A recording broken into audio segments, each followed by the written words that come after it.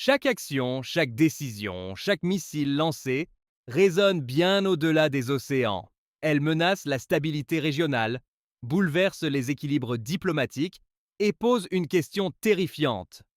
Jusqu'où un pays peut-il aller au nom de la lutte contre le crime avant de déclencher une crise mondiale? L'origine de cette crise remonte à l'été 2025. À partir de septembre 2025, l'armée américaine a lancé une campagne de frappe aérienne contre des navires en mer, officiellement pour lutter contre des trafiquants de drogue. Ces attaques visaient des embarcations que le gouvernement américain accuse d'être impliquées dans le trafic international de narcotiques, notamment de fentanyl, et parfois même liées à des organisations criminelles qu'il désigne comme narcoterroristes. Cette campagne a un nom officieux derrière les coulisses militaires, Opération Southern Spear. Elle est menée sous l'autorité du US Southern Command et ordonnée par l'administration du président Donald Trump, qui considère qu'il s'agit d'une extension de la lutte antidrogue vers une opération militaire internationale. Le 1er septembre 2025, une frappe sur un navire au large du Venezuela a tué 11 personnes que Washington a qualifiées de narcotrafiquants. Ce fut le premier acte de cette série. Au fil des semaines, des dizaines d'autres frappes ont été effectuées. Mais ce qui avait commencé comme une opération ciblée contre des bateaux soupçonnés de trafic de drogue a rapidement évolué vers quelque chose de bien plus vaste. Si la plupart des frappes initiales avaient lieu dans la mer des Caraïbes, proche des côtes vénézuéliennes, la campagne s'est étendue vers l'océan Pacifique oriental. Là aussi, des navires ont été touchés et des personnes tuées lors de frappes aériennes américaines, y compris une attaque récente qui a tué 4 personnes que Washington accuse d'être des narcoterroristes. Ce déplacement géographique surprenant pose une question fondamentale. Pourquoi frapper si loin des eaux territoriales américaines?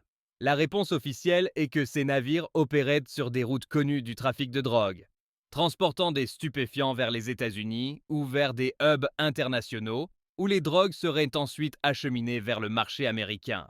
Lorsque l'on examine les déclarations officielles, chaque frappe est présentée comme une action légale et nécessaire pour protéger la sécurité des États-Unis. Dans le cas de la frappe du 18 décembre 2025 dans l'océan Pacifique, le Pentagone a déclaré avoir ciblé un navire opéré par ce qu'il qualifie de narcoterroriste sur un itinéraire de trafic bien connu. Le secrétaire à la Défense a défendu l'attaque en soulignant qu'elle fait partie de la lutte contre les cartels et d'une campagne plus large visant à contrer le trafic de stupéfiants dangereux, en particulier le fentanyl, qui a provoqué une crise sanitaire aux États-Unis. Mais même au sein des États-Unis, cette justification est contestée.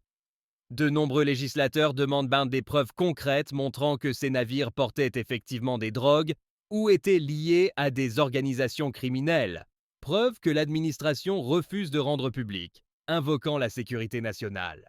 Des experts juridiques soulignent que ces attaques, si elles visent des survivants qui ne représentent plus une menace ou si elles n'opèrent pas dans le cadre d'un véritable conflit armé reconnu, pourraient être considérées comme des exécutions extrajudiciaires sous le droit international.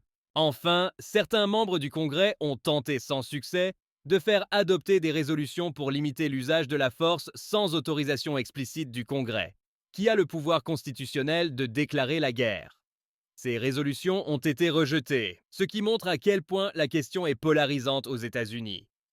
Le gouvernement vénézuélien, dirigé par Nicolás Maduro, n'a pas tardé à réagir à ces frappes. Caracas a qualifié ces attaques d'exécution extrajudiciaire et de violation flagrante du droit international, affirmant que les navires attaqués n'étaient pas nécessairement liés au trafic de drogue ou qu'ils se trouvaient dans des zones internationales. En plus des critiques verbales, le Venezuela a pris plusieurs mesures symboliques et militaires. Mobilisation de troupes et exercices militaires dans tout le pays pour répondre à ce qu'il décrit comme une menace américaine potentielle, déploiement de chars, avions et soldats avec des annonces plaidant pour une défense de la souveraineté nationale et discours public du président Maduro menaçant de passer à la lutte armée si le Venezuela était attaqué directement. La rhétorique de Caracas dépasse la simple protestation diplomatique. Elle parle de défense totale du territoire national, de mobilisation de la population et de dénonciation d'une ingérence étrangère menée sous des prétextes sécuritaires. La portée de cette crise ne se limite pas à des frappes isolées. Depuis plusieurs mois, les États-Unis ont significativement renforcé leur présence militaire dans la région autour du Venezuela. Des porte-avions destroyers, avions de combat et sous-marins ont été déployés dans la mer des Caraïbes.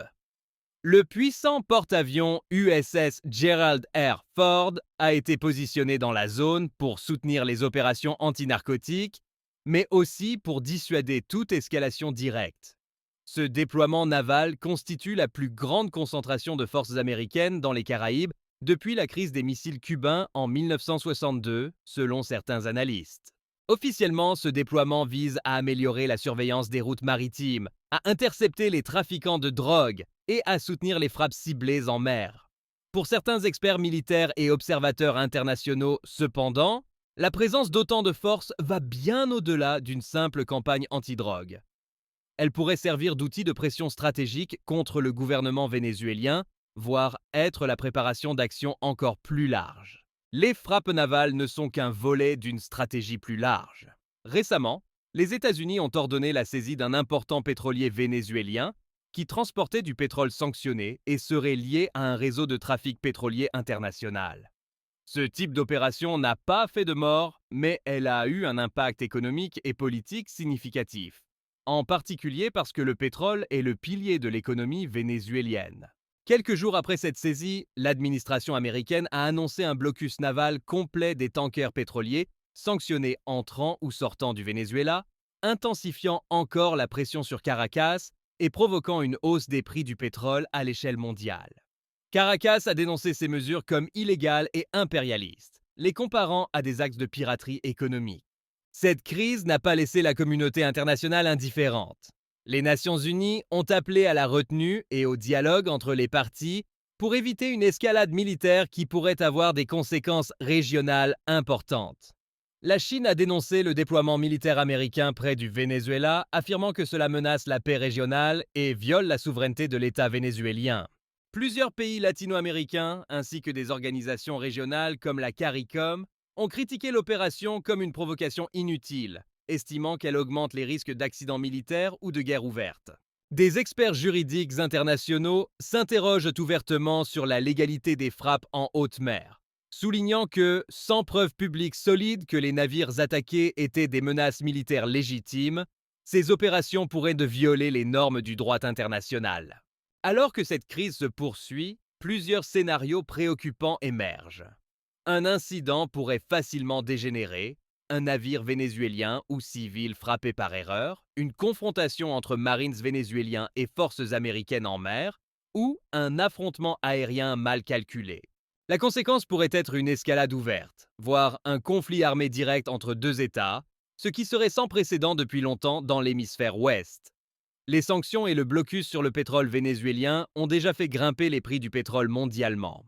Une guerre ou un embargo total pourrait provoquer une crise énergétique qui toucherait tous les marchés internationaux, affectant les économies déjà fragiles après les récentes secousses géopolitiques. Une guerre ouverte pourrait déclencher des migrations massives, des crises humanitaires dans toute l'Amérique latine et une polarisation accrue entre les puissances mondiales comme les États-Unis, la Chine et la Russie, chacune avec ses propres intérêts stratégiques.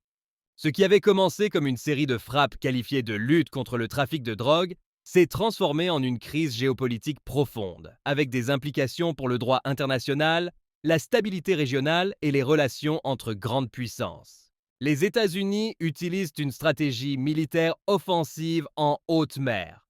Le Venezuela répond par une mobilisation nationale et des condamnations, et le monde observe, inquiet, une crise qui pourrait redéfinir la manière dont les nations exercent leur puissance. À l'heure où nous parlons, des diplomates discutent, des généraux surveillent les mers et des avocats internationaux débattent de la légalité de ces actions. Aucun scénario n'est exclu, de la désescalade pacifique à un conflit armé direct.